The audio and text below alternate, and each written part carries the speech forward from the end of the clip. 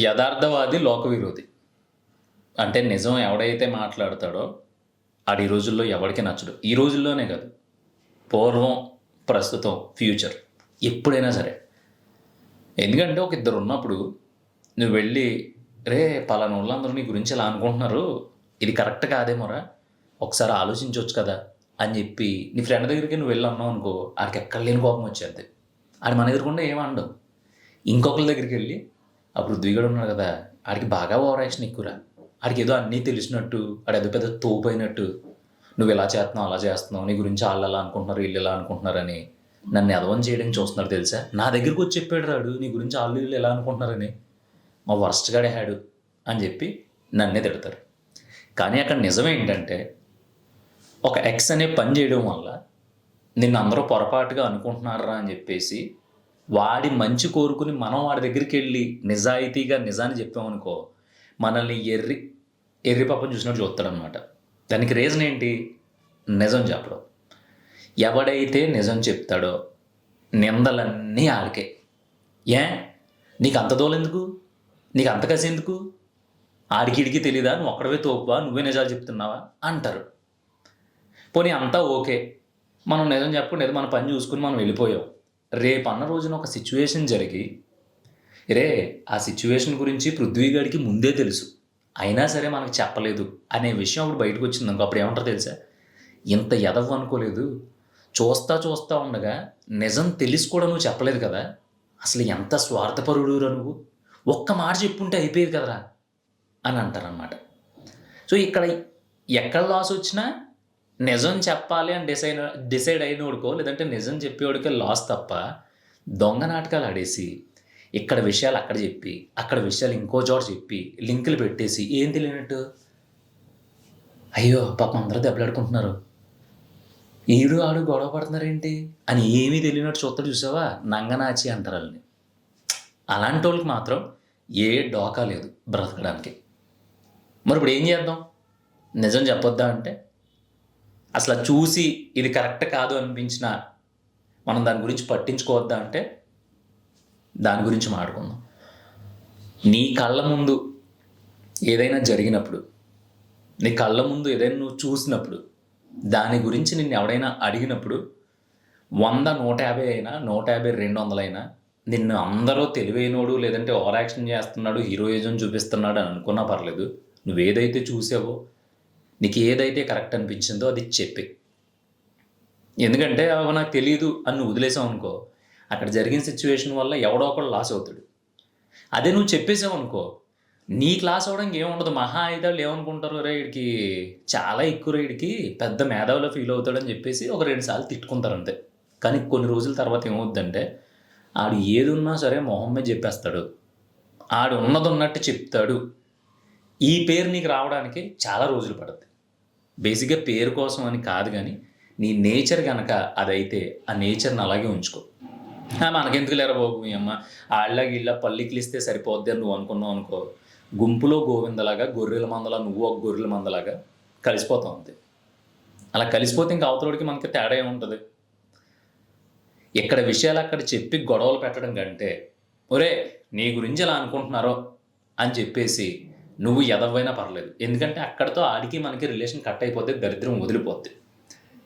అంతేగాని మనకేమో చెప్పేయాలనిపించి, చెప్తే ఏదో అయిపోద్దేమో, మనకెందుకులే అని ఆలోచించేసుకుని, అసలు పనికిరాని ఇలాంటి చాలా విషయాలు మైండ్లో పెట్టేసుకుని అనవసరంగా మన లైఫ్ స్టైల్ దెబ్బ తీసుకోవడం కంటే, మన వరకు మనం ఎలా ఉంటున్నామో అలా ఉంటేనే మనల్ని వాళ్ళు యాక్సెప్ట్ చేస్తే చేస్తారు, లేదంటే దూరం పెట్టేస్తే పెట్టేస్తారు. సో మన చుట్టూ ఉండే 2 ముగ్గురే మిగులుతారు, హ్యాపీగా ఉంటుంది లైఫ్. అంతేగాని అయ్య బాబోయ్ యథార్థవాది లోక విరోధి కదా, అంటే మనం యథార్థాలు చెప్పకూడదు కదా అని చెప్పేసి చాలామంది మనకెందుకు లేరా బాబు అని సైలెంట్గా ఉండిపోతారు. రోడ్డు మీద చాలా వెహికల్స్ వెళ్తూ ఉంటాయి. ఒక్కొక్కసారి సిమెంట్ లారీలు, లేదంటే ఇటుకలు తీసుకెళ్ళేవి, ఇసుక తీసుకెళ్ళే లారీలన్నీ కూడా పైన తారుబల్ల లేదంటే బరకాలు కప్పకుండా ఎంటీగా రోడ్డు మీద వెళ్ళిపోతూ ఉంటే చాలామంది కళ్ళల్లో పడుతూ ఉంటుంది. ఒకటి తుడుచుకుంటూ ఉంటాడు, ఒకటి పక్కకెళ్ళి ఆపుతూ ఉంటాడు, ఒకడేమో బూతులు తిట్టుకుంటూ ఉంటాడు, ఒకటి సైడ్ వేసుకెళ్ళిపోయి డ్రైవర్ని అని చెప్పి బూతులు తిట్టుకుంటూ వెళ్తాడు. ఇవన్నీ చేస్తారు తప్ప ఎవడో ఎక్కడో ఒక్కడు ఆ నాపి, నువ్వు పైన తారుబల్ల కప్పలేదు, పైన దాని ప్రొటెక్షన్ ఏమీ వేయలేదు, వెనకాల అందరికి కంట్లో పడుతుంది, యాక్సిడెంట్లు అవుతాయి, నువ్వు ఆ బరకం కప్పుతావా లేదా అని చెప్పేసి నిలదీసేవాడు ఒక 1000కో 2000కో ఒకడు ఉంటాడు అంతే. ఆడు కూడా ఫుల్గా సక్సెస్ అవడు. ఆడు చెప్తాడు, డ్రైవర్ ఏం పీక్కుండో పీక్కో కప్పను అని చెప్పేసి అక్కడ గొడవ స్టార్ట్ అవుతాయి. అయితే అక్కడ సక్సెస్ఫుల్గా ఆడి దాని మీద బరకం కప్పించగలుగుతాడు, లేదంటే ఎవరి దారిని వాళ్ళు వెళ్ళిపోతారు. సో దీని అందరికీ కారణం ఏంటంటే ఇప్పుడు వెళ్ళి ఆడిని ఆపి అక్కడ ఆడితో గొడవ పెట్టుకుని ఆ బరకం కప్పమంటం వల్ల నాకేమొస్తుంది, నేను హ్యాపీగా కాసేపు బండి పక్కన పెట్టేసుకుని ఆ లారీ వెళ్ళిపోయిన తర్వాత వెళ్తే పని అయిపోద్ది కదా అనుకునేవాళ్ళు మెజారిటీ ఉంటారు. కానీ నాకు అవసరం లేదు, నేను కూడా అందరిలా సైడ్ అయిపోతే చాలు కదా అనుకుని మనసులో అనిపించినా సరే ఆడి మనసు ఒప్పక ఆడి దాన్ని ఓవర్టేక్ చేసి ఆపి నువ్వు చేస్తున్న తప్పు ఖచ్చితంగా నువ్వు పక్కకి పెట్టి అది కప్పుకుని వెళ్ళు, 10 మందికి ఇబ్బంది ఉండదు కదా అని చెప్పేవాళ్ళు కూడా ఉంటారు. సో అలాంటి వాళ్ళే లోక విరోధులు అవుతారు. ఎందుకంటే ఫర్ ఎగ్జాంపుల్ అలా వెళ్తాను లారీని ఆపేసి రోడ్డుకి అడ్డంగా నువ్వు ఇలా చేయడం వల్ల అక్కడ ఒకళ్ళు పడిపోయారు బండి మీద, లేదంటే నా కంట్లో పడింది ఇబ్బంది అయిపోద్ది, ఎవరైనా చిన్నపిల్లల్ని అయ్యి ఎక్కించుకొని స్కూటర్ మీద వెళ్తూ ఉంటారు వాళ్ళకి ఇబ్బంది అని నువ్వు డిస్కషన్ పెట్టావు ఇంకో రోడ్డు మీద, వెనకాల ఒక 100 వెహికల్స్ ఆగిపోయినాయి అనుకో, ఆ 100లో 80 వెహికల్స్ వాళ్ళు ఏమంటారో తెలుసా, ఈడొక్కడే తోపు మరి, ఈడొక్కడే సుభాష్ చంద్రబోస్ మరి. ఇప్పుడు ఈడు చేసిన పెంట వల్ల 100 వెహికల్స్ ఆగిపోయినాయి, అర్జెంటుగా మేము ఆఫీస్కి వెళ్ళాలి, అర్జెంటుగా పబ్కి వెళ్ళాలి, అర్జెంటుగా క్రికెట్ ఆడుకోవడానికి వెళ్ళాలి, అర్జెంటుగా సరదాగా ఏదో సొల్లు గబులు చెప్పుకోవడానికి వెళ్ళాలి.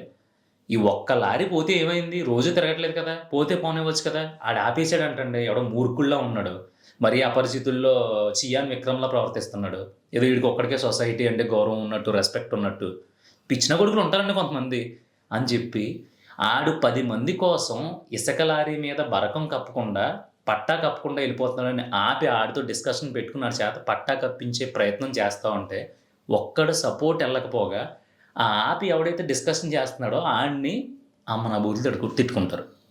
ఆడు వెనకాల కాకపోయినా ఆ కారులో కూర్చున్న బండి మీద నుంచున్న ఏమో టైం అయిపోతుంది. అదే ఒకవేళ దానివల్ల ఎవడన్నా పడిపోయాడు అనుకో, అప్పుడు అంటారనమాట అలా లారీ ఓడిని ఆపేవాడు లేకుండా పోయాడు, ఈ మధ్య నీళ్ళకి ఏదో ఫ్యాషన్ అయిపోయిందని. ఇక్కడ జనం అవకాశాన్ని బట్టి టక్కుమని మారిపోతూ ఉంటారు. అందుకని వాళ్ళందరూ మారిపోయినా మనం మాత్రం మానకుండా మన నేచర్ని కంటిన్యూ చేయగలిగితే మనకంటూ దాన్ని ఏమంటారు ఒక రూపం ఉంటుంది అనమాట, మనకంటూ ఒక స్ట్రక్చర్ ఉంటుంది, ఈడంటే ఇది అనేది. అది ఎప్పటి వరకు ఉంటుంది తెలుసా, మనం పోయిన తర్వాత కూడా ఉంటుంది. పోయిన తర్వాత ఎవరికి కావాలే అంటావా, అది ఎవరికీ అవసరం లేదు. కానీ నీ మనసుని నువ్వు చంపుకోకుండా నువ్వు ఎలా అయితే ఉండాలనుకుంటున్నావో అలా ఉండడం నీకు చాలా ఇంపార్టెంట్. ఎక్కడ దాకా ఎందుకు, ఫ్యామిలీస్లోని అంతే, లేదంటే బయట అంతే, వీధిలోని అంతే, ఫ్రెండ్స్లోని అంతే. ఉన్నట్టు చెప్తే ఎరా నీ ఏమనుకుంటున్నావు నీ గురించి, నువ్వు అసలనే నువ్వు ఉన్నట్టు చెప్పేస్తున్నావు అంటే మీ అందరం తెంగరోళ్ళు, నువ్వు తెలివైనోడివి ఏంటి అంటారు. అవును నువ్వు తెలివైనోడివి, అట్లీస్ట్ తెలివైనోడివి కాకపోయినా నీకంటూ ఒక సెన్స్ ఉంది.